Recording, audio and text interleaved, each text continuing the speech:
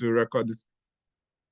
All right, thank you so much. So everyone, you're welcome for today's Friday night live. That's what I always call it. So it's a time that we come together and we discuss different challenges, different opportunities, ideas, and things that has been happening in our world, and things that most of our colleagues, our peers have been doing in their own world. And there's a lot to be said about the person that we're having here today. So he is someone who has actually been in the helm of affairs of providing information to nurses. He has been doing that from his, I would say, early post nursing school days, and he has not stopped. And in fact, that is how he's known. He's known for what he does. So we are bringing him here today because he has been breaking records everywhere. He just recently became a US RN. He is currently a UK RN, and also he has multiple things. In fact, sometimes when I talk to him, I wonder how he does what he does, because I know he's I think he's getting his either master's degree or one kind of degree. And then he's also working on the NGO project. And then he's doing his NCLEX project, and then he's working. So it's a lot that he's been doing. And we just want to really x-ray him. We want him to rub off some of those energy that he has in what he does, to rub it off on us, so that we can be inspired to achieve more. The theme of today's meeting is exceeding expectation. So there are expectations for every nurse. There is expectations that everyone has. In fact, the expectations are in two ways. People expect you to do some certain things, and you expect yourself to be at some certain places. Okay, so I don't know. Somebody said my voice is breaking. I think my voice is good. All right. So, but if it is breaking, just let me know. If I get two confirmations, then I will readjust myself, just so you can hear me. All right. So in essence, there's expectation that people have on you, and there is expectation that you have on yourself. So are you meeting those expectations? We're going to listen to someone today who has been meeting expectation on all spheres of life. So we want to listen to him and know how he's doing it. So today, give me the I believe I have the privilege of presenting our speaker to you today. His name is Abiodun. Abiodun is a friend. He's a nurse. He's in the UK. He's a registered UK RN and also a registered US RN. So, Mr. Abiodun, if you are with us today, I think you can you can share your screen. I've given you the permission to share your screen. Can you hear me, sir? Yes, I can hear you loud and clear. Good Awesome. evening. Yeah, welcome to the program. We're still letting people in, but I know that you're a very busy person. In fact, I think you are on duty today. So I don't want to stress you so much. I want you to go right into it. You can share your screen if you have it, and then you can do the presentation. All right? Yeah, Yes. thank you very much. So I'm just going to do a quick setup. Good evening, everyone. My name is Abiodun Oluwatobi, and I'll be your moderator for today. Let me say guest speaker. The guest speaker, yes. Let me just know if you can see my screen. Is my screen showing now? Yes, we can see it. And then before you start, I just want to give you a brief overview of the population of people we have here. So we are all registered nurses. Everybody in this meeting is registered nurse. Some of them have actually taken their NCLEX. Most of them are still in the process of writing their NCLEX. And then, majority of the people are in Nigeria. We have people who are in UK. We have people from Ghana, from Kenya. We've had people from all over the place joining us in this meeting, and they cherish it so much. I've seen so many people commending us for this meeting and asking us not to stop because they are getting a lot from it. So today we have a very a person who has really is very well read, well versed.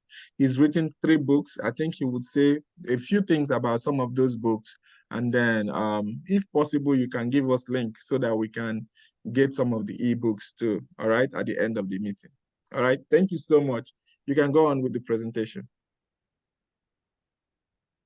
Thank you very much for the introduction. How are you doing, sir? How is everyone over there? We are How is good. It's beginning to be business? cold. So, Yeah. Yes, yeah, same here in the UK as well. Where I would say we're already in the winter period, so right. it's really cool now. That's why I'm wearing this as well. Yeah. Yeah. Anyway, thank you so much for inviting me to this program. I know it's something that I'll call periodically. Um, it's just that whenever I get the opportunity to speak to nurses, I do not want to reject them because, this is something that I'm part of. And as much as I can, I try as much as I can to share my knowledge, share my information out there so that people can learn. And I believe this is something we'll be able to achieve here for people to learn from our experience, and then we can, develop ourselves career-wise, personally as well, and we're going to exceed expectations, and we'll continue to break boundaries. I'm just going to jump right into the presentation. Because of my years of experience of doing all these things, I know when it comes to presentations like this, people sometimes just lose. So I'm just trying to.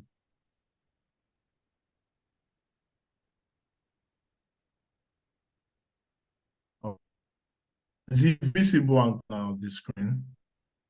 Yeah, we are still waiting for you to enlarge. Yeah, it's good now. Okay, okay. Thank you. Thank you. Okay. So I'll be as quick as possible so that we can provide and allow room for questionings. And I believe, how many minutes do I have, sir, for this presentation? We have an hour to be here, so depends. You can actually exceed Okay. that. We always spend like 1 to 2 hours every Friday together. Okay. Yeah, that's fine. I like that. But I'll spare a lot of time for us to have questions and answer Interaction. from the That's good. audience as well. That's good. Yes. Yes. Okay, so I'll be talking about career acceleration. When I got the topic, I felt like, okay, career acceleration. And for those of us that have a science background, obviously everyone is a science background. We know that acceleration means, motion, speed. I would say career acceleration is like career growth, it's like development. It's something that occur over time, the course of your life, you know. But using the word acceleration, I think is synonymous to distance because it's relating to career. And if you all know, human beings, we grow over the years and then we develop. But when it comes to career, you can actually be you can be a nurse and you can be stagnated, quote and unquote. I'm going to explain. And if you're stagnated, it means you're not growing, it means you're not developing. And for career, you have to actually accelerate it, You have to accelerate your career. If not, you're just going to remain stagnant. And that's why we're having this conversation. But most importantly, we want to have a conversation around empowering nurses. And the empowering here is information. We want to empower you with information so that you can exceed expectations. Because as a nurse, there are certain things that the general public and people around you, expect from you career-wise. So I'll use this opportunity to encourage anyone that is here to get their pen and paper, or if you have a note on your mobile phone, to open your notes now because you're going to be doing a lot of writing. And this is something that I want to actually motivate you guys to do as a culture, to always write whenever you're in the training or you're in a program like this. Always write points, always, write your question down. And I encourage it now. So right now is the time for you to bring out your note and start writing. And also, let's try to share the link for this meeting with our friends and colleagues so that we can have more audience and then we can have interactive session together. I'll start by introducing myself. My name is Oluwatobi Abiodun. A lot of people know me as Biodun. Biodun is actually my son name, but I prefer, I'm more than happy to be called Biodun. But Oluwatobi is the first name, Abiodun is the son name. I'm a I'm currently in the UK. I'm a UK registered nurse. And recently as well, I passed my NCLEX by the virtue and support from God and also from the support from Decency NCLEX Academy. I'm also a band 6 nurse. But my background as a nurse is in emergency. But currently, I've switched into virtual world because I'm enthusiastic about the digital side of healthcare. So I'm currently a band 6 nurse in the virtual world here in the UK. I'm also an American Heart Association instructor for most of their courses, including BLS, ACLS, and the list goes on and on. I'm also the founder of NGO. NGO is an online community. For those that don't know, it's an online community of nurses where we share and disseminate vital information, particularly for Nigerian nurses. I'm also a creative designer. I design a lot of stuff. Even this presentation, I design it this afternoon myself. This is not Microsoft. So I do a lot of creative works because I just love designing. I love graphics. And I'm also an author of 3 ebooks. So that's just me in the career side, a nurse, a UKRN, a USRN. Moving on, this is my 3 books. I'm going to try and share the link in the chat box for anybody that's interested. They're not free, and I do not apologize for that. So the latest one is Big Dreams. I wrote that last 2 years, where I did explain in details process that Nigerian nurses can use to migrate professionally to different part of the world, especially developed countries. And it had about 5,000 download, because when I released it, it was free, so it had about 5,000 download. But now it's not free anymore. It's paid. And then the next one was digital also that I wrote during pandemic. In order to I share a lot of information about how professionals can actually generate multiple incomes while they are working. And I also wrote the first one, which is stay employed. Very resourceful as well for those that are looking for information regarding preparing for interview. So today our agenda is split into 7. The first one is to understand career acceleration. The second is to understand how to set clear career goal, because if you want to accelerate your career, if you want to basically move your career to the next level, you need to set a career goal. We're also going to be talking about continuous learning and development, because without that, you cannot accelerate your career. You can't achieve your career goals. And you also need to build professional or strong professional network. We're also going to talk about the challenges we face, because sometimes the challenges we actually face as nurses hinder us from having that career growth. Like now, the most recent challenge is that a lot of people are past IELTS in Nigeria. They are past their CBT examination, and the challenge now is getting job in the UK. So that's one of the that's one of the challenge that can actually make you have that career acceleration. So how do you handle such challenges? Because sometimes it's not about you, it's the fact that you have done all you need to do, but there's just a roadblock that is hindering you from moving to the next stage in your career. So we're going to be talking about that during this session as well.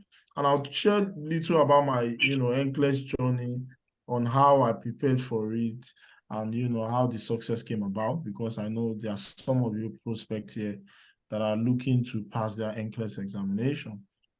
And I'll just mention briefly about cultural adaptation in the UK, and then we'll provide room for people to ask a question. Am I too fast, and can everybody hear me loud and clear? Just want to be sure. No, you're good. Oh, great. Yeah. So if you can hear me, for the audience, can you just drop a message in the chat box that you can hear me loud and clear? I am not too fast, because I can just keep going on and on without getting feedback.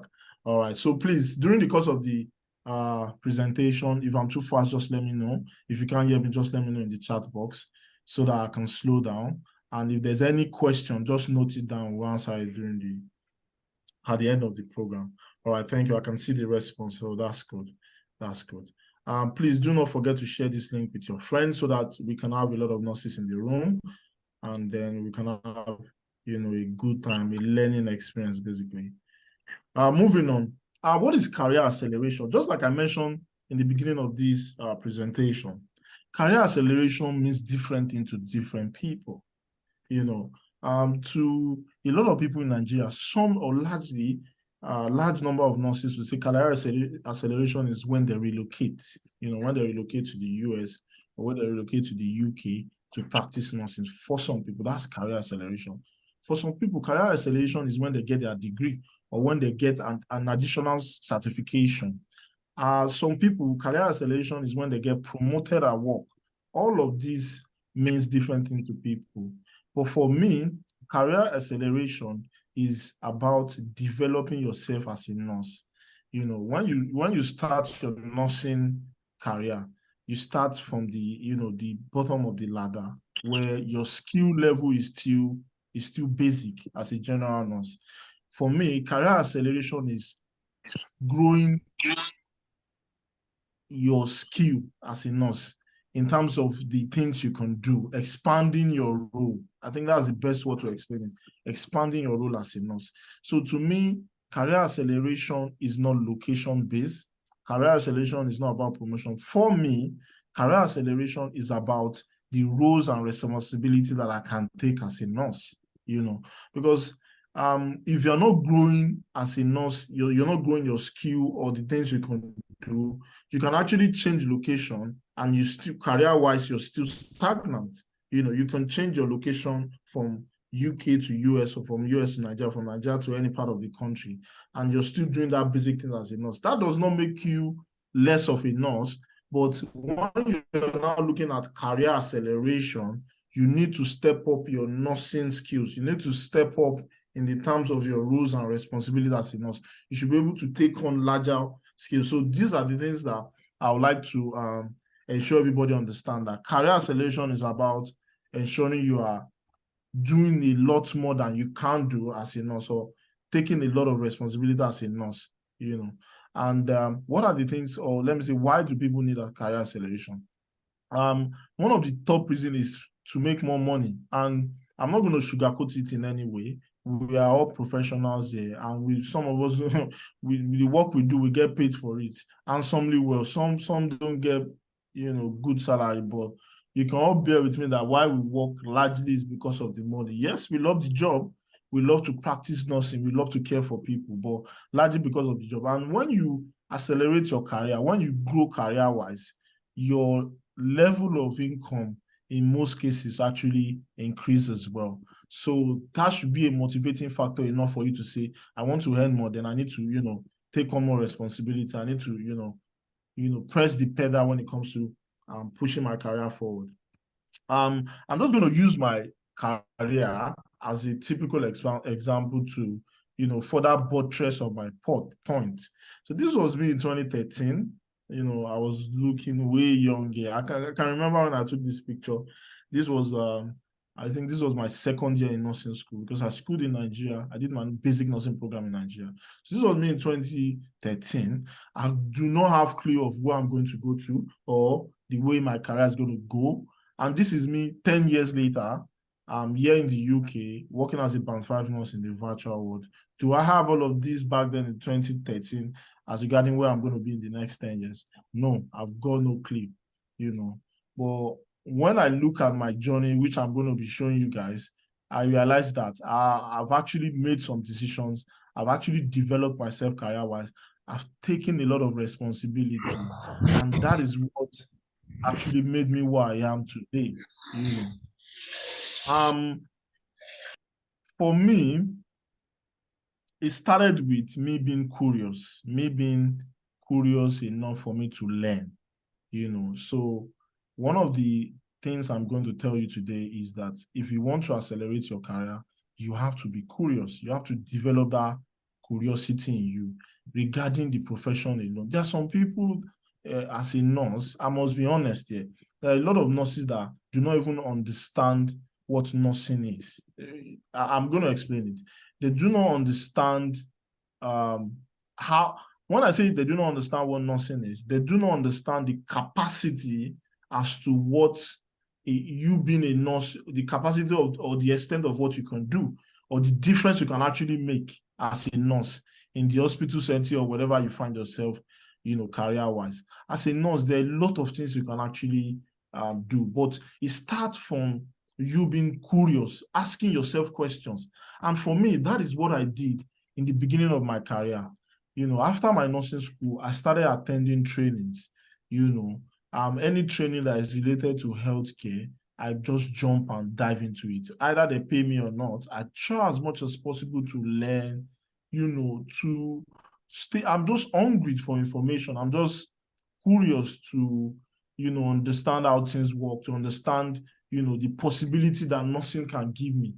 And if you're not curious enough, you don't know to what extent you can perform as a nurse, to what extent your role can, make difference within the society, basically.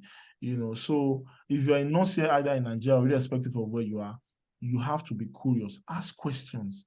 In your department, do you know what is the SOP for your department? What is the code of practice? You have to stay hungry. You have to be curious enough to understand, the extent of the things you can do in your department and things you can't do. You understand? Because you can see two nurses in a department, they are both at the same level, and one will be doing something more while the others is not, but the other is just curious, so you have to actually be curious. And curiosity will drive you to go out there and learn. You have to learn a lot of things. And some of these things is some things that you can't learn on your own. And that's why Decency Academy is here. You can learn a lot of things from there. This is also a classical example of career development training.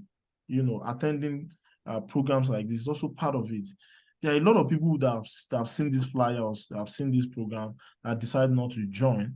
I'm not talking about those that are not available, that are interested, but there are some people that they are nurses, but this is, something that will give you an information, and they are not interested because they are not curious. They don't want to, expand their level of information. They feel like what they know is okay for them to, to push their career to the next level at that point. You understand? So as nurses, for everybody that is listening to me, I want to drill it into you tonight. If you don't take any point home tonight, just take this one cogent point, which is to stay curious, be inquisitive about everything, particularly when it comes to your career. Be curious, understand what it takes to be a nurse, understand your scope of practice, so that, there'll be a lot of things you'll be able to do right there and beyond. You know what it takes to, extend your role. If you're not curious enough, you'll be there. And we live in a world where, if you are not curious, people will not feed you with information. People will not give you, it's what you ask for that people will answer you about, So for me, I started going to trainings back home in Nigeria. When I was home in Nigeria, I attend trainings, I attend outreaches, I did a lot of training. So, some trainings will even involve you going back to school, which what happened there. This was in 2017, 2018. I went back to National Orthopedic Hospital to study post-basic nursing in accident and emergency nursing, because I was realizing that my interest and my passion was gearing towards emergency care. And I realized I need to go back to school and, gain more knowledge, gain more certification, which I know is going to push my career forward, And then I started organizing programs, in Lagos, out of Lagos. I was going to Abuja, Benin City. At this point in time, I had no clue as to things I'm going to be doing. But as I was learning, going out, joining trainings, attending different workshops, conferences, I realized that, I can actually organize these trainings that I'm attending myself, because I was attending trainings, programs, and I realized that what does it take to even organize trainings for people? And, because I was curious, because I was interested, I started organizing training as well. And then I started organizing international trainings. I had people from the US, people from Dubai, UAE coming to train nurses, and then gradually I was curious enough to say, what does it take for you to become a trainer? For me to actually be the one that's actually training people, you know. And then as I was asking those questions, being inquisitive, the responses was coming. You just need to do this. You need to sign up for this. And I did all of that. And I myself, I became a trainer, you see. And like I said earlier in the beginning of this training, once you're progressing in your career, your income level also grow. And that is what happened here as well. So back here, when I was still attending trainings, I was not earning anything. Sometimes they just give you, like some of these outreaches I attend, they'll just give you transportation fare and they'll give you lunch, which I was fine with because I knew it was a process, it was a learning curve for me. And then it got to a point where I was the one organizing the programs. I would just go and look for instructors and people that are trainers to train the nurses. That time the income was, bumped up a bit, but it wasn't as much as when I became a trainer myself because I was the one organizing the training and I was the one training. You understand? I became so well and good with my training that, the company I work for basically awarded me to say, you're just excellent when it comes to training because the feedback was very good. I became an instructor for American Association. This was 20. And then an international NGO in the US saw what I was doing, and then they invited me to one of their program, and then I met the CEO. She was really excited, because she wanted to do some projects in Nigeria. Understandably well, looking at my career, looking at my experience, knowing that I organized training, they made me the project manager for the NGO in Nigeria for the project that I'm going to be doing in Nigeria. And then we traveled to the north. We went to Babcock University. We were all over Nigeria, promoting the project basically. And then it got to a point where I decided to own my own company. And then I started my company, NGO Healthcare Services. And that is not just training alone. We were doing training, which was going fine. And then we started doing ambulance cover and ambulance services for events. We started going into companies to train them. We went to different multinational companies. I started going to Abuja to train government healthcare workers, consultant doctors, and nurses. So I started expanding from there. And I'm not sharing all of these, all this story. All I want to do is just pass the message across on how you can actually accelerate your career. You have to start from being curious. You have to learn, and then you start growing from there. Once you start from the learning phase, it's very easy because you can actually discover your passion along the way, and then you start pushing forward that route. I didn't just jump from 2013 to 2023 to become who I am today by just laying there, not being curious, not being active, not being interested. All of these things that I'm saying didn't just fall on my laps. It started from me just being curious and learning and then developing myself, attending trainings. Because in those trainings, there were some things that I was just being exposed to that ordinarily I won't be exposed to it. Like this training that you are all attending today, there's some information that you're going to hear today that if you act on it, it will change your career drastically. And as a nurse, while I was doing all of this, I mean, like, it's interesting to say that they were my colleagues. I'm not throwing shade at anyone, but there are some of my colleagues that they were just like, they were seeing the things I was doing as like big deal. And to me, it wasn't a big deal because I had gone through the learning phase. I have gone through the practical phase where I was the one just helping others to organize the training. And then now I'm running my own company, basically. So it comes in phases. But I was pushing myself. I was, challenging myself. I was being curious enough. And the more curious I am, the more I practicalize some of these informations that I have. And the more I practicalize them, the more the challenge comes, the more I'm more enthusiastic to overcome the challenge. And once you overcome one challenge, you just feel like, man, you can overcome the rest. You understand? So as nurses, you have to be hungry for information. You have to stay hungry. You have to take your learning and development seriously, because without that part, you can't jump. You can't. The acceleration will be at 20 miles per hour. If you want the acceleration to be fast, you want the acceleration to go smoothly, you have to go through that phase of learning. You have to go through that phase of practicalizing what you've learned. And for you to learn, you have to be curious, you have to be interested, you know. And a lot of people, a lot of nurses do not have that motivation because they don't know the outcome of what that curiosity is going to give them, or that additional information is going to give them. And for me, I realized that the more I know, the more I earn. The more I know, the more I make money. The more I know, the more I act on it, and the more money I make. And that's enough motivation for some of you, that the more you push your career, the more you accelerate in your career, the more you earn. Basically, the more you earn, there are other benefits to it. So this was one of my latest training before I left Nigeria. And if you can see clearly, there was a point where I was the one being trained. Yeah, and then I grew career-wise, developed myself to the person being training others now. And these are nurses that I was training. It wasn't a day journey. I acknowledge that, but it started from me just being curious. And then awards started coming in, they started recognizing me for the things I've done among nurses, and those are the things that come with you developing your career, I'll move on to the next point, which is setting clear career goal.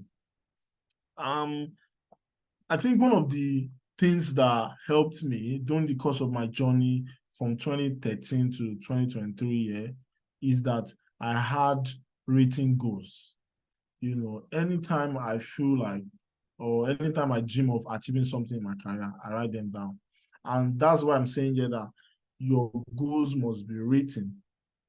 And if you're here this evening, you don't have a written goal, I would encourage you to do so after this meeting. Have it written down on your phone or in your diary. Have it written down. Have your goal spelled out. For me, one of my goals was to get a degree, to get my band 6, and then to, pass my NCLEX exam. And it was clearly written on my phone, it was written on my diary, and I had a vision board in my room where all of these things are spelled out. I have career goal, personal goal, spiritual goal. You have different goals for different part of your life, but for the course of this training, we're talking about career goal. You have to have career goal. What is your career goal for this year? Because the year is running out. Have you achieved them? Or if you don't even write the goal, the flow of energy will be splitted. One of the importance of writing your goal is that it makes you focus your energy on that particular goal. But if you don't have a written goal, or you have a goal but it's not spelled out, your energy will be splitted into different things, into different goals. So you must have a career goal that is well written out. What do you want to achieve this year? If it's relocation, you have to write it down. If it's to get a promotion, you have to write it down. And your career goal must be timed. It's very, very important that it's timed. If not, you can have a career goal from 2013 and you have not achieved it in now. You can have a career goal that extends beyond necessary. So what you need to do is to have it written down and timed. When do you want to achieve the goal? If you want to pass NCLEX, when are you looking to pass the NCLEX? By this time, I'm going to pass my NCLEX. If you want to get promotion, when are you going to get that promotion? When are you start? Because those things will tell you when to start, or it will guide you on the process on how to go about it. So if you want to pass your NCLEX next year, you should know by now, you should have your ATT. You should have already started studying for your NCLEX. But if you just write NCLEX without it being timed, it's vague. It can take 3 years and it's still there, written down without being timed. It's very, very important that you have a goal written, but also timed. And the goal must be clear. It mustn't be vague. Like for me, my goal was band 6. It was NCLEX. I knew right there and then that that's what I want.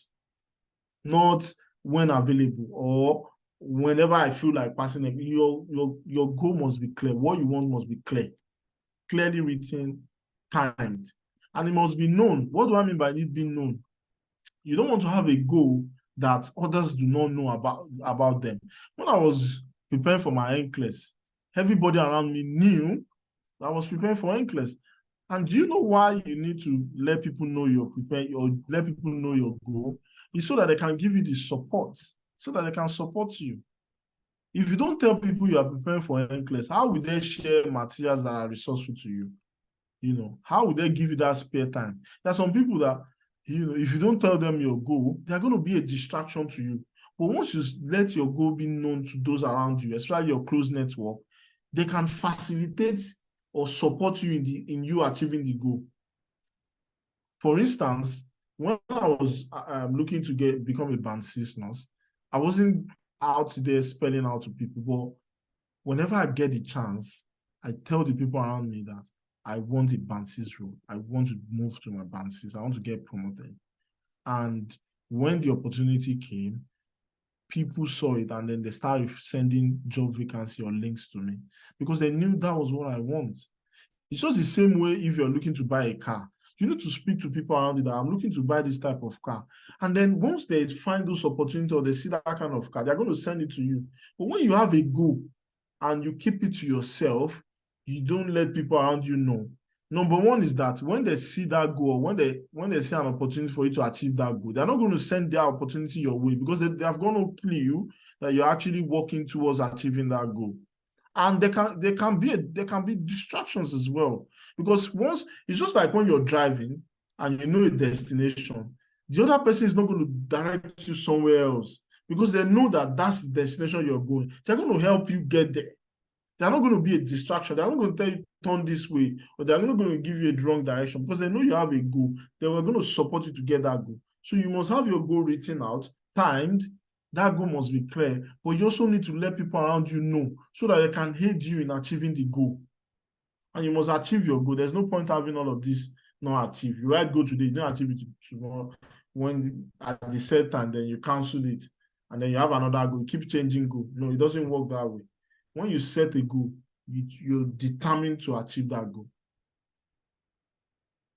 So setting career goal must be, written, like I said.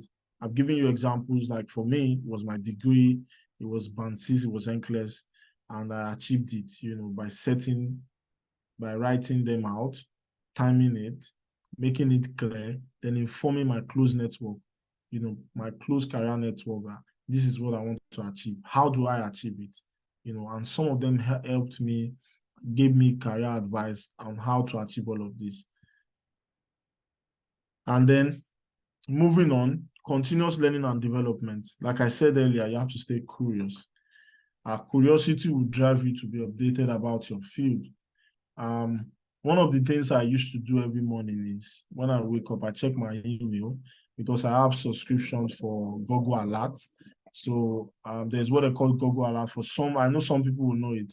And in that Google Alert, Google would send you an email based on what you want Google to alert you about. So there are some things about nursing that I said Google should alert me on. And every morning when I check my email, I read about them. So every day I know what, like now, I know what is happening in nursing, both here in the UK and in Nigeria. Every details I'm updated about it. I'm curious, getting the information because those informations will equip you to make the right decision when it comes to your career. And that way you move your career to the next level. You also need to stay skillful. And being skillful means you have to continually develop yourself. You have to continually study, attend trainings, certificates, get more certificates, get more training. Those things will actually boost your career. And you need to have this growth mindset. What do I mean by growth mindset? Growth mindset is when you have this ideology that you don't want to remain the same. You don't want to be complacent. You don't want to be relaxed. So wherever you are having this growth mindset of like, there is more to what I can do. There is more to what I can achieve. And constantly you're asking yourself, what can I do career-wise? Can I become, more, in your career? Like, can I achieve more things in my career? So you have that mindset that constantly you're checking yourself, like, you don't want to be stagnant in one stage. You you're constantly curious, you're constantly having that mindset of good, like I want to go. And then when you get to the next level, you ask yourself, what can I do more to, to grow my career? What can I do more to accelerate my career? What can I do more to, develop my career? For me, that growth mindset set in when I came into this country, because in the UK, yeah, you can be relaxed. When you're earning your salary, you have a good job, almost a secured job, you're getting paid every month, there's no problem, you're going to work, you come back home, you eat, you sleep, you have a good life, normal average life, which is totally fine. But I just realized that 2 years is gone and I'm just, still working. I was like, no, no, no. And then I started, igniting that growth mindset in me of like, I am more, I can achieve more, I can grow, I can develop myself. I'm not relaxed. I just started having that hunger for more career-wise. And that was why I say I need to become a band six. I need to join another advanced department.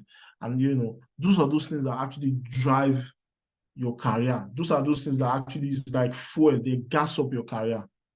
That mindset is there. Even in your department, you have that growth mindset of like, I don't want to be doing routine. I want to upskill myself to do more things in the department. So it's not necessarily getting promoted, but you want to upskill yourself. You want to grow. You don't want to do the basic things. You want in the department, you want to take on, the advanced things that you can do as a nurse. And I also said sharing my journey of elevating my career experience through continuous learning. Yes, because of those periods while I was here in the UK, I was doing a lot of trainings, doing a lot of research. I stumbled on virtual world, and I was just curious as to what virtual world is all about. And then I started reading about it. Oh, it's a new thing because it's a new. I'm sure a lot of people don't even have not heard of the word virtual world before, but it's fine.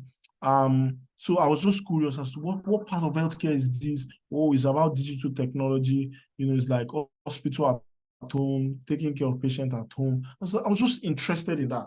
And I said I want to join the team. I just went online, I saw a vacancy and I applied, and now I'm in the virtual world. It's coming from my learning experience, knowing fully well that, after my nursing school, I was just curious enough, just learning and learning and learning. And those are the strategies I'm implementing while I'm here in the UK as well. That is making me, move from one stage to the other in my career, basically. And you also need to have a very strong professional network to elevate your career, because your network would actually determine the kind of information you're exposed to. So if you want to become a band six, you want to expose yourself to the network of band sixes in your department. If you want to get your NCLEX, you want to network yourself with those that are passed. You want to have different conversation with those that are past their NCLEX. If you want to get a degree or get your master's or get your advanced clinical degree, you have to link up and have conversation and build connections with those that have actually achieved those things, because they are the ones that will give you those clues on how you can achieve them, beyond face value, beyond the general information that is out there. There are some hidden information that you need to know in order to achieve that particular career goal, that those in your network or those that you surround yourself with will be the one to share those information with you. And for me, it has really benefited my career, particularly when I was relocating, because it was a bit of a struggle to relocate, particularly when it comes to the information. But I had a lot of people that have relocated that I built, that connection with, and they helped me in determining, okay, which country to go to, how to go about it, what are the things you need to do, which is actually key. If you don't have that network, you're going to miss those clues. You're going to miss those informations. And one information can set your life in order. And another, if you don't have access to some information, you can remain stagnant for a while. So I'm just going to talk about NCLEX. For my NCLEX journey, it was interesting because it started last year. In November, and I started studying for the NCLEX. I started with YouTube. I went on YouTube to go and watch those that are past the NCLEX, and most of them said they used Saunders textbook. So I said, okay, since it's Saunders that's what everybody are using. Let me order for the Saunders and study for it. And then I ordered for the Saunders, got the Saunders, and then I saw the textbook. I was asking myself, how am I going to read the entire textbook? It was so big, and I'm sure a lot of you know how big Saunders is. And I was asking myself, wow, this is a lot of information to consume, you know. But I was not discouraged because I had my goal, I had it written, I knew it was time, and I had to just get on it. So I started studying for the Saunders, building my content, reading every day, and then I started practicing questions. And I was not getting the questions. You know how NCLEX can be so tricky. I was like, what? Even with this, my studying, because when I study a chapter, I'll go on online to do NCLEX practice. And I'll see that I'm not doing very well. So I knew that this strategy is not working for me. And that's another thing. That sometimes you want to achieve something, and then you're using a strategy. Once you realize that strategy is not working, go back to the drawing board, go back to those that gave you those clues and see what other options are out there. Because I've discovered something in life, especially when it comes to career. What works for nurse A does not necessarily work for nurse B.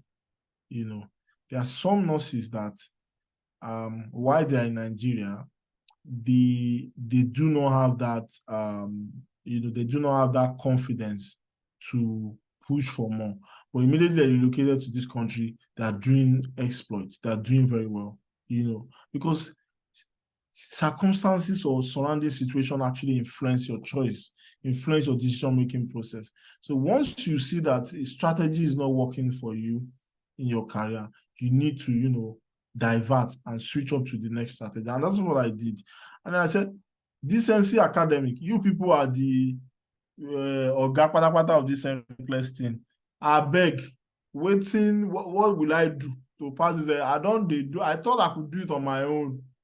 But no, I'm not. This thing is not working, And I spoke with this NCLEX academic, and they said, "See, this is what you need to do for you to pass NCLEX. You need to build your content." That's what I was doing with Saunders. That's why I got the Saunders textbook. They said, "No, with Saunders, you have to build your content, but also you need to practice questions. And when you practice questions, you need to go back to those questions that you have failed and ask yourself, why did you miss it? You need to know the rationales of those questions you missed. Because for me, what I was doing was I just do answer questions. Once I fail, that's it. I do not go back to check why I failed or why I missed it. So those are one or few things that they actually mentioned. And, they highlighted the importance of using ACHA and U-word, and then, the ways of answering those questions and all of that, which I don't want to bore you on. Decency Academic have a lot of information regarding that. But that's what I used. And then I went to take my NCLEX exam. To me, considering the fact that I've been studying for this exam for so long, I wasn't very, very impressed with the way the question actually came out, because I was expecting that almighty NCLEX is going to be very heavy security guard, a giant one, I know it's going to be computer secured, and then I went into the place. It was just as if it was basic, like just, take your credentials, you go into the hub, you do your NCLEX, you do the exam, and then you come out. And then when I was done, I was like, is that all? One thing that just came to my mind, to be honest, was that why are we not doing this in Nigeria?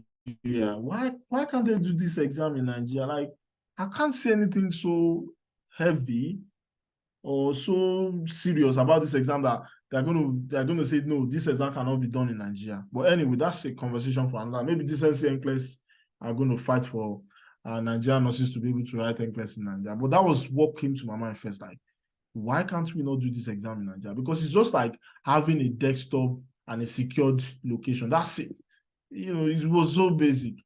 Talking about the questions that I answered in my NCLEX, God, I've never answered so much satire in my life during my course of preparing for NCLEX. that was a lot of starter questions. I had 80% of SATAs. And I was just picking it. It got to a point, I started just picking it. I was like, am I sure about the things? Because with SATA, you all know that SATA is all about selecting the right options, right? If you select one option, you don't know if it's true or it's not. It's fair enough when you have objective questions. You know it's just one answer. But with SATA, you don't know if it's all the answer. You don't know if it's just three. You don't know if it's just one. It's just here and there, you know. I was just picking it, and 85 questions, the system shut down. So if you ask me right there and then, did I pass or fail? I honestly do not have a response at that point.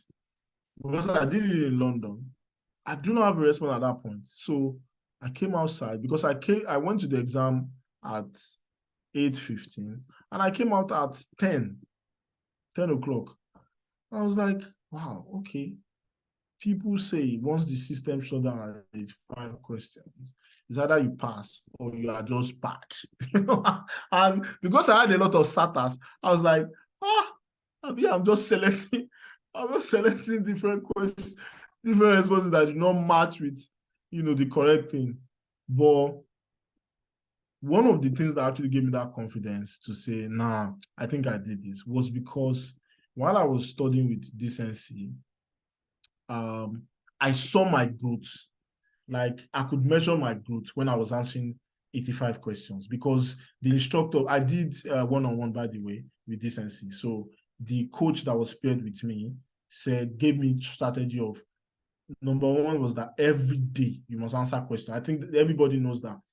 But the other thing was that I was able to measure my success rate for, each time I'm doing 85 questions, the next one, I can see that, I'm developing, I'm growing, I'm answering this question well and all that.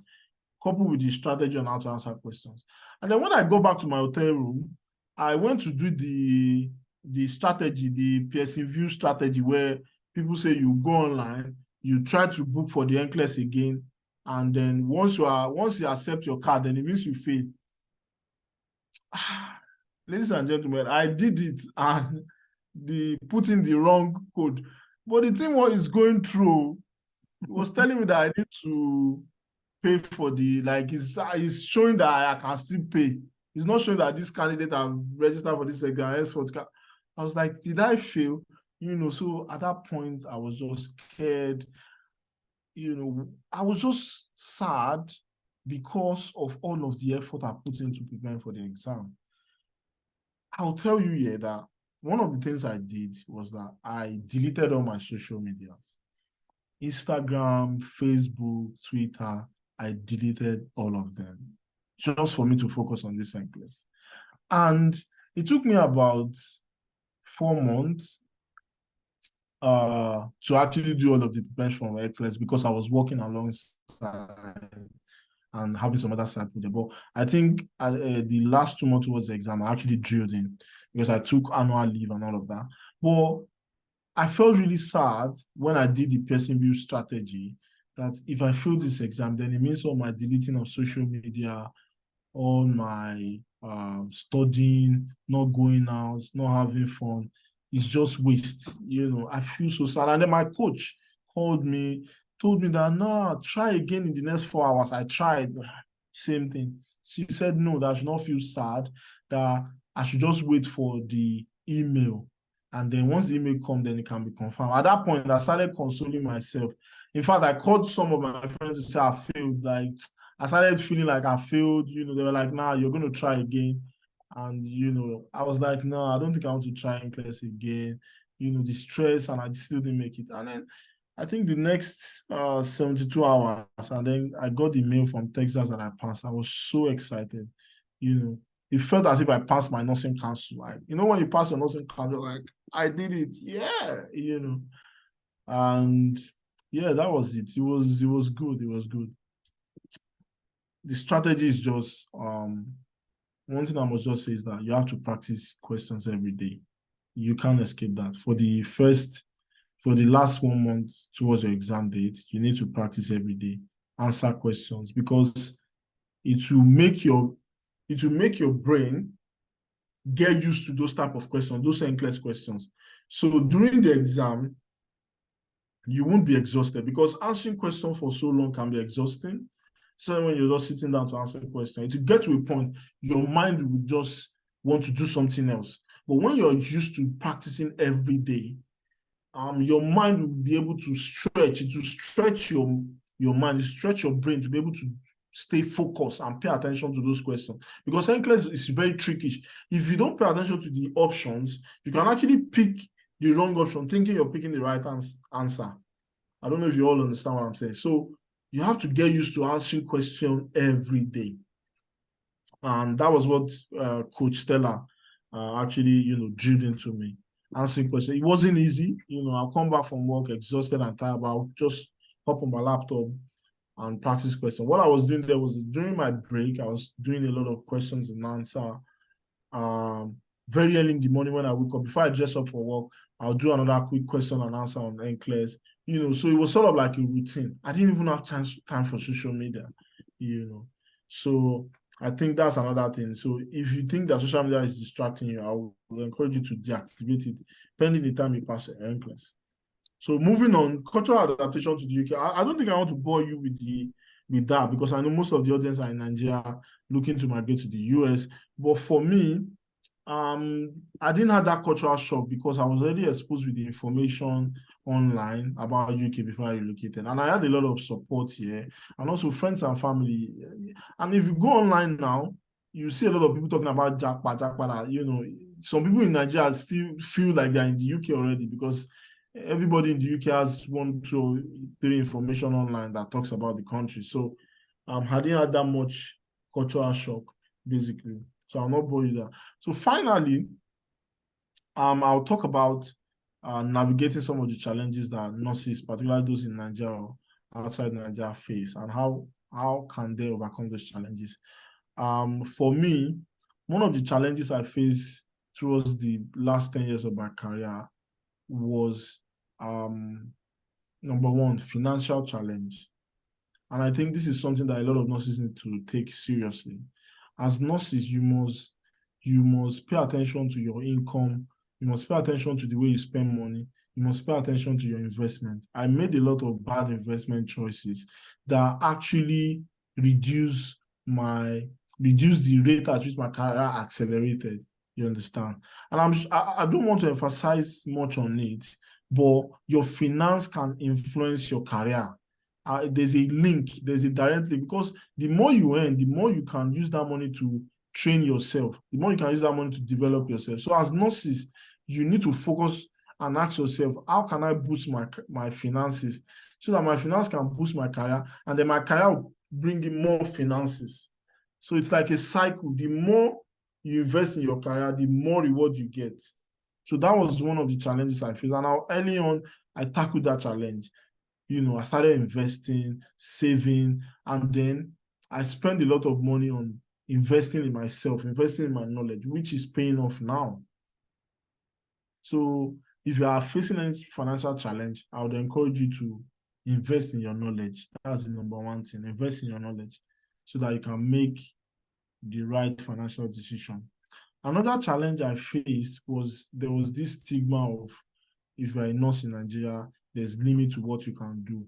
All you need to do is just work in the hospital and that's it. But I broke out of that barrier because I cannot just, I had this growth mindset. I can't just sit down in the hospital and be looking after 4 patients when I can be out there making impact. And that's why you see me doing trainings and all of that, because while I was in Nigeria, I was just not satisfied with what I was earning. I had that growth mindset. I didn't want people to box me into that you are a nurse, therefore you have to work in the hospital with a doctor. I think out of the box, started doing things that some nurses find it strange, really. Writing books, doing trainings, organizing programs, working for an NGO, doing projects and all of those things. So as a nurse, you have to think outside the box. You are not just a nurse, you are a human first. And as a human, you have the capacity to make impact. So think outside the box, think beyond nursing.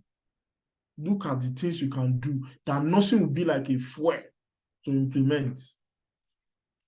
Also, having a mentor, that's another challenge. I realized that there are a lot of nurses that do not have mentor, which should not be. As an individual, you should have a mentor. Then if you are a nurse, you should have a career mentor. Just the way you go to church to listen to your pastor is like your spiritual mentor. You should have a career mentor so that person can guide you in order to make decisions that's going to influence your career. So have career mentor. For me, while I was growing, I had different career mentors that helped me make decisions. Some of them even supported me in some of my endeavors. Until now, I still have mentors that are based in the US. I have two in the US. There are some here in the UK. Well, there are some, they don't even know they are mentoring me career-wise, but I follow them, I listen to what they say, because without a mentor, you don't have somebody that have already been through that journey that you've been through. There are those that will tell you that, oh, this path you want to follow, these are the challenges, these are the possibilities. So prepare yourself for that. It's just like somebody that have relocated to the UK, then telling you on the relocation process. It's going to be easy. You're just going to ask the person, okay, how did you pay for this? They say, this is how I paid during my time. But there's another better option that is more seamless. So please try as much as possible to have a mentor. It's very, very important. Career mentor, very important. And also prioritize self-care. As a nurse, I realized, particularly when I stopped using social media, I realized how important mental health is. And I think as a nurse, we do not know the effects of looking after sick people, constantly seeing a lot of sick people, or some that work in the emergency department, seeing a lot of people die. Those things affect you psychologically. So as nurses, you have to prioritize your mental health and prioritize self-care. And when I mean self-care, it comes down to as little as eating healthy to as high as going on an expensive vacation trip. There is no limit to this self-care, because if you don't take care of yourself, trust me, you're going to suffer the consequences. So as nurses, while we are aspiring to accelerate our career, we must prioritize self-care. Very, very important. While I was in Nigeria, I was balling. Permit me to use the word. I was balling. And while in the UK here too, I still ball. I still have time for myself. I still take care of myself, which is something that I will encourage you, particularly those in Nigeria. I understand the financial circumstances surrounding some of these decisions are not friendly, but this is something you must also prioritize. Look after yourself, treat yourself, take care of yourself. Very, very important. And I'm going to end this training with one point. There's a popular Nigerian musician that said something recently that went viral. And he said, in life, if you are not succeed, if you've not achieved success, you are going to explain to people without evidence. And those things make me reflect.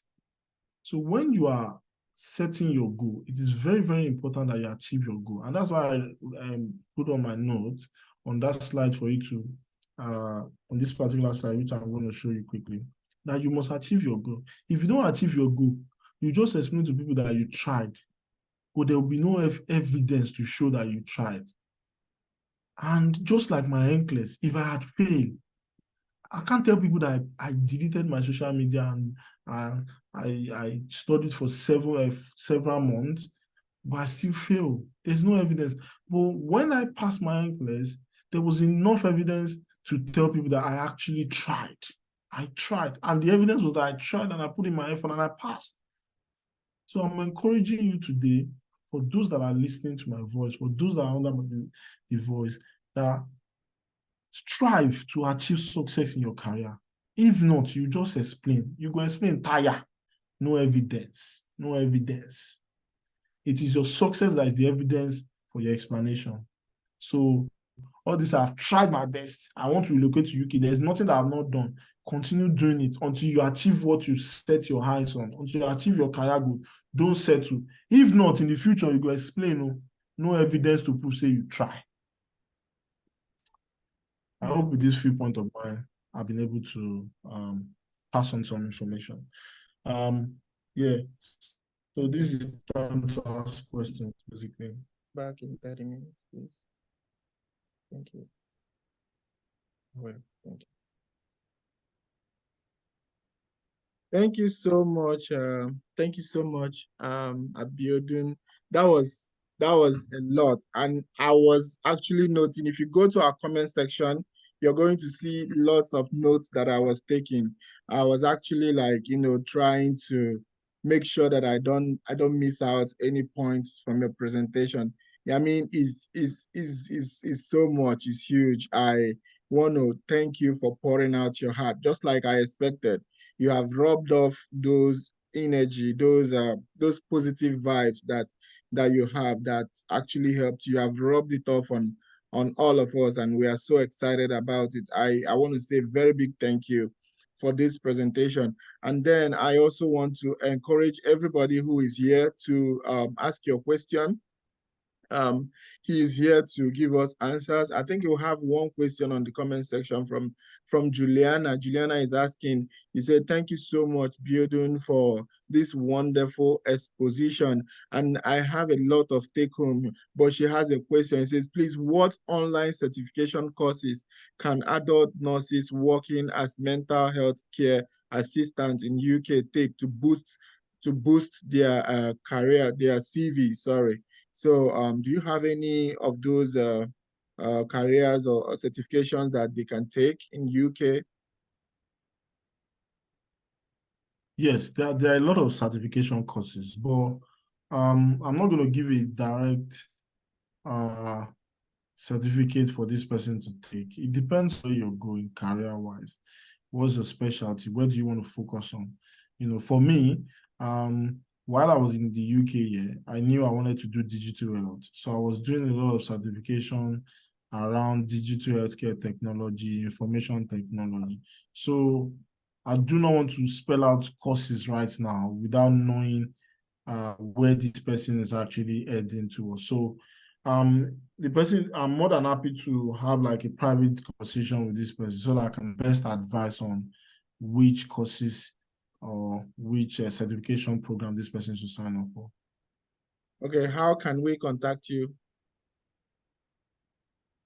Yes, yes. I'll drop my number, Okay, or let me just drop my email.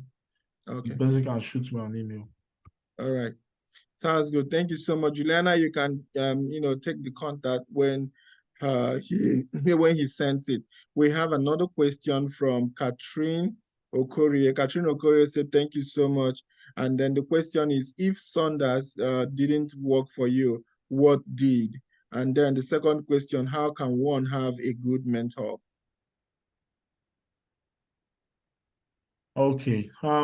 First question, if Saunders didn't work for me, what did? What I did was that I used Archer and Uword. So I built my content first with Saunders. But I didn't study Saunders fully. So if you look into Saunders, there are some bullet points in Saunders. Those are the ones that I actually concentrated my effort on. So I read all the bullet points.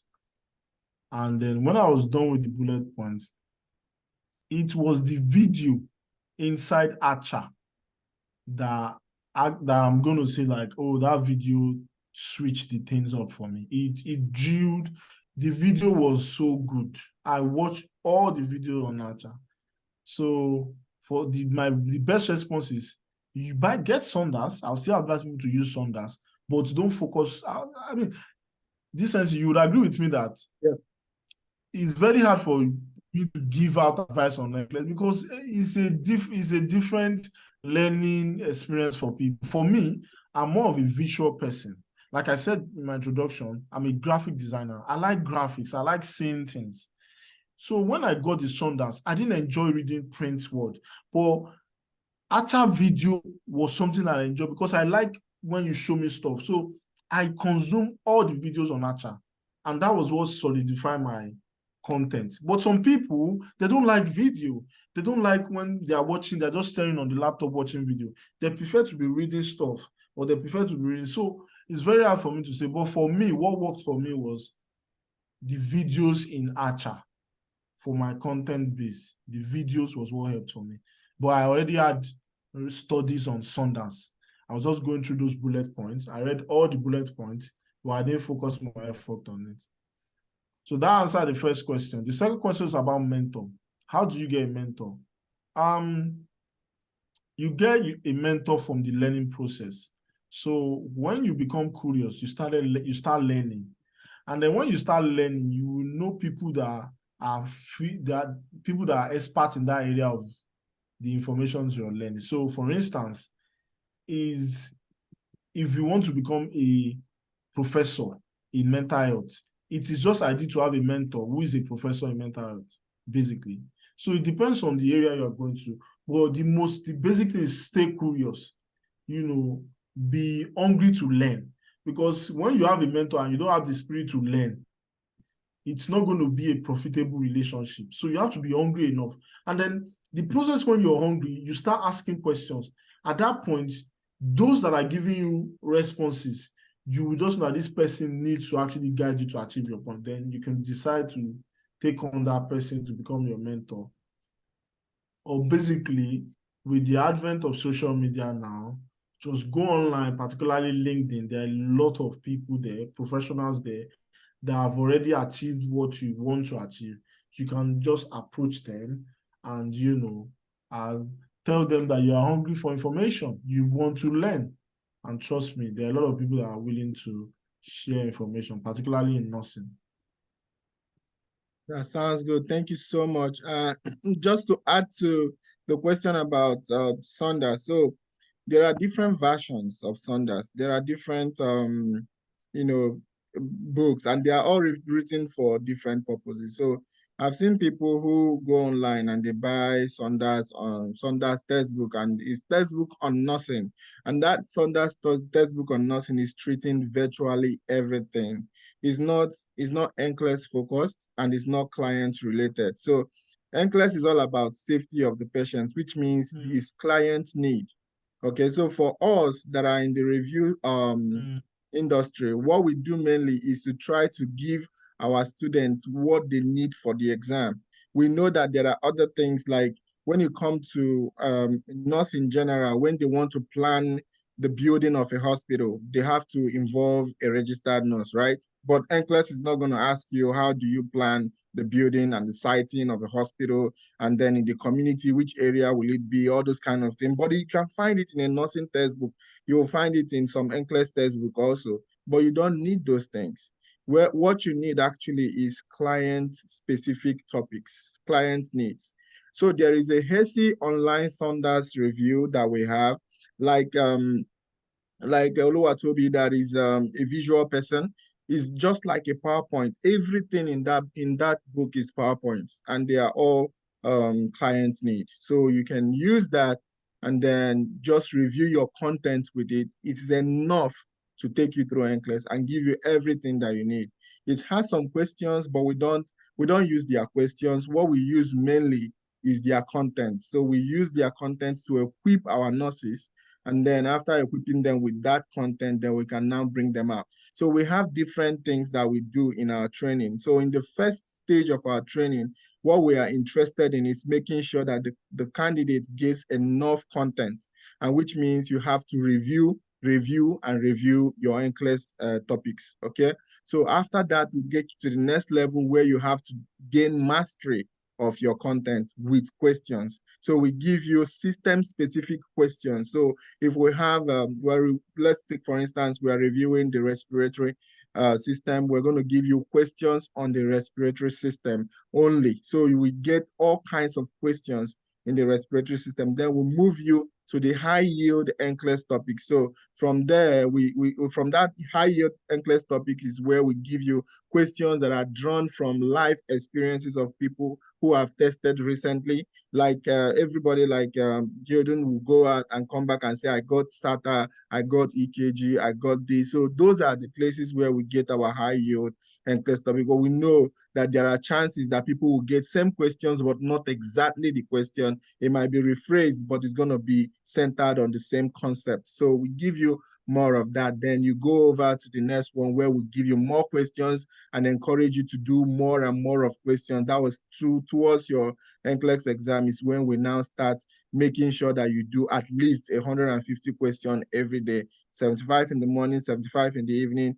For those that want to finish U-Word, it's easy. If you want to finish U-Word questions in 15 days, it's very easy. 150 questions daily. In 15 days, you're done with U-Word questions of about, let's say, 2,150 questions or so. You can finish it in 15 days before your exam. So there's a lot of concept, but this is what we use. We've been doing it and it's working. One-on-one is also a very good tool that we use for our training, and one-on-one has helped a great deal of people because it helps us to make like a bespoke, like a customized, tailored approach, personal approach into knowing what you are finding difficult in your NCLEX study, and then, helping you to gain mastery in those areas that we feel that you're weak. And then from there, we can both, make sure that you're ready for the exam. And with one-on-one, if your instructor says, oh, I don't think you're so ready for this, and then you say, oh, I want to go regardless, I want to still go regardless, we can allow you to go, but that will be at your own expense. But most times when we say you can go for the NCLEX, we know for sure that you're going to pass. So that's just what I wanted to chip in. I didn't want to take the stage because we are in the question section. So we have more questions for Abiodun. I would like to read this one. It says, please, Pelly is saying, please, I'd like to know more about virtual health and digital nursing. And Isaac is also asking, he said, I think that they are the same question. He says, hi, Abiodun. Thank you for this enlightened talk. He said, are you able to throw more light on digital health and what the job description is actually like, and then what courses you had to do before making application for the job in that sector? Thanks. Okay, like I said, my background is in emergency care, and the virtual ward where I work now is basically hospital at home. I think that's the best word to explain it to you people, hospital at home. So what we do is we go around the hospital and we look for patients that they're sick, they're on the bed, but we can manage them from home. So what we do is we give them our equipment. So we've got like a box that has gadgets in it, and then we give the patients to go home with it. And then we monitor the patient from home. So literally, sometimes we have an office where we have our laptops and desktop, like 5 screens. And from these screens, we can see data coming in from our patient at home. We can do a video call to them. We can do a phone call to them. We can send them a chat message, depending on what choice of communication they want. And then we've got like equipment that is attached to their body that takes their reading, like their blood pressure, their temperature, and everything. And then we also have nurses that work with us that actually go home to see all these patients, and they give them medication at home. They give them IV infusion, anything they want, medication the doctor wants, the doctor give them. So that's the way ward round is being done everywhere in the hospital. We do ward round with our doctors as well, but the doctor will be in the office and the ward round will be them calling the patient on the phone, just like we're having this conversation, voice to voice, then to be we calling the patient at home, which I think is a brilliant and fantastic idea, because it saves the bed time. Patients are not in the hospital, they are in the comfort of their home, and then they are being looked after. Every day, we send nurses to see these patients. So that's basically what we do. And it's a technology, it's a new thing globally, where we're trying to just reduce the number of time people stay in the hospital. So it's a gradual thing. There are a lot of information about it online. When it comes to the training I did to get the job, it involved me having to, do a lot of research about the virtual world, what it entails. It involves me actually making a lot of curiosity, asking people questions. In fact, I had to go there and check them out, see what they're doing. And naturally, I'm very tech savvy and friendly to tech. I love technology.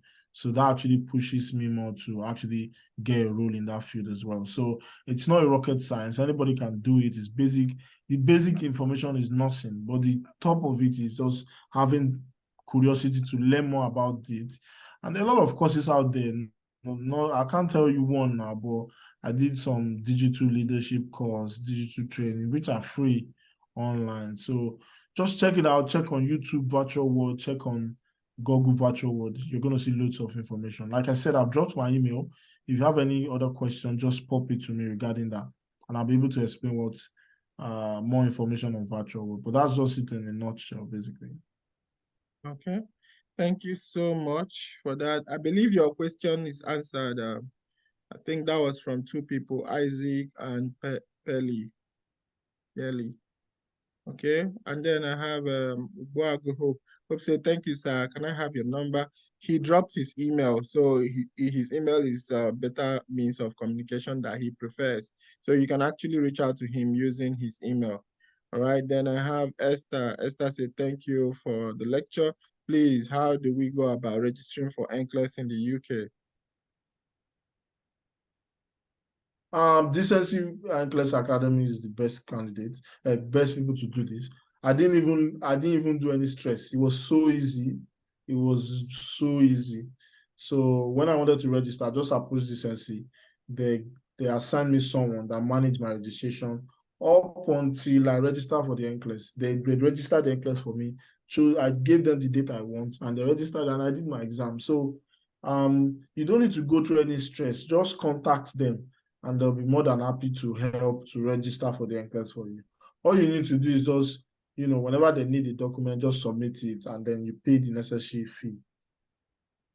Thank you so much. So if you need assistance with writing your NCLEX from the UK or from Nigeria or from any country where you are, just reach out to us. Our email address has been posted. I will share it again.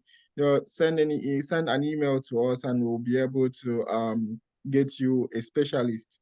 The specialist will see to it that you are properly registered for the NCLEX from start to finish until you write your exam.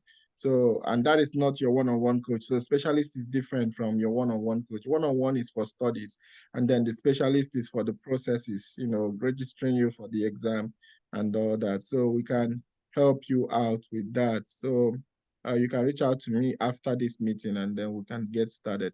So we have another question from Fumilayo. Fumilayo said, thank you, Boss DNA. Please, how do we get clients focused? So it's in all our platforms. If you are in content class, you should have it. If you are any platform of DNA, you should have access to it. So once you get enrolled, we'll send you your login, send you the material, so you can actually go online and read it. And if you request it from any of our bosses, any of our instructors, and you are in one of our classes, you will be given that access.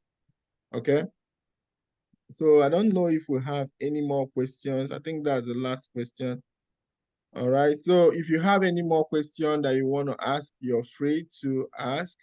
If not, I will go over a few things, and then our guest will give us like final closing remarks, one or two things that he can add to what he said. I mean, he has said a lot. Even if he doesn't have anything to say, I can understand. And I, like I said, I know he was supposed to be working today. I don't know if he called out. I don't know what he did, but currently he's very relaxed in the program, which means he did something and he sacrificed, from his side.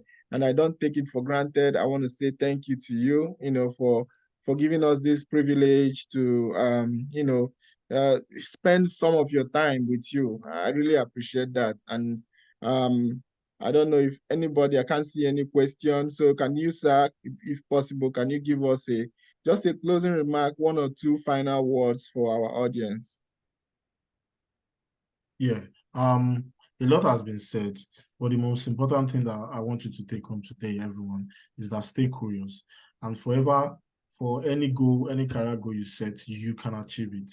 So just stay true to it, write it down, make it clear, make it known, set a time to it, and you can achieve it. And when it comes to your NCLEX, I am more than 100% confident that Decency Academy is one of the right choices you can make when it comes to preparing for your NCLEX. So try to join them, link up with them, and they are more than happy to help you.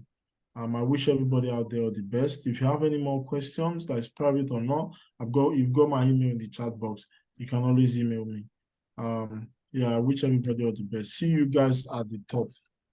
Yes, I want to see you in Virginia. Please don't make sure you come to Virginia. I don't want to see you in another place. Now that you have Yeah, finished your NCLEX, let's start. Virginia is your let's go. destination. I will tell you more about how good Virginia is. Okay, and for all our audience, our next meeting is going to be on Friday. And on Friday, we're going to be talking about how to buy a house in the US. A realtor here in the US will be coming to give you guys insight. So I'm actually looking into your future. Don't say it's not for me because I've not written NCLEX, or it's not for me because I just wrote my NCLEX, but there is retrogression. Don't say that. I'm looking into your future right now. I believe in you. Don't let me believe in you more than you believe in yourself. So believe in yourself that one day you're going to start, asking questions about how to buy a house. It's good that you have that information. So I've actually contacted a realtor that will be here with us on Friday next week, and he will be coming prepared, with all the necessary information that you need on how to buy your house. I bought my first house in the US. Within 1 year of being in the US, I bought my first house. Okay, I don't want to go into all that details, but it is very necessary that you become smart financially when you come over to the US. That will give you speed, to exceed expectations, because I know a lot of people that have been here in the US for 16, 20 years. They never thought of buying a house. But when I came and I bought, and I told everyone that I bought, they also started asking questions and they bought. They didn't ask me directly, but I know they bought their house because they saw me do it. They didn't know it was possible until I went into it and did it. So these some of the information I'm sending to you guys is information that you will really need. So please join us next week Friday for our very informative session on how to buy a house in the US. Okay. And for today, I just want to say thank you for joining us to everyone. And then I want to see you all and even more people next week, Friday. All right. Take care, stay safe, and stay blessed. Bye, everyone. Bye-bye. Bye. Bye. Bye, boss. Thank you. Thank you, boss. Bye, Bye. Abiodun. Bye, Thank boss. you, Beyond.